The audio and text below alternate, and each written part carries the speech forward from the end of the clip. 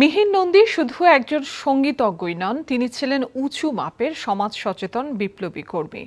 গানের মাধ্যমে তিনি সমাজ পরিবর্তনের স্বপ্ন দেখেছিলেন।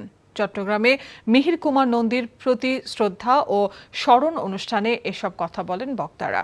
অনুষ্ঠানের উদ্বোধন করেন অধ্যাপক রীতা দত্ত।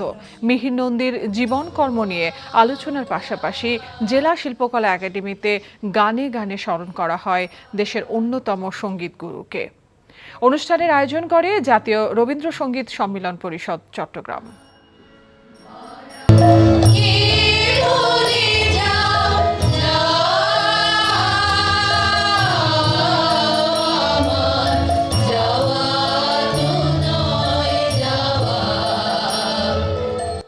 বিকাশে কম খরচে ক্যাশ আউটের লিমিট বেড়ে 50,000, প্রিয় এজেন্টও 2টা।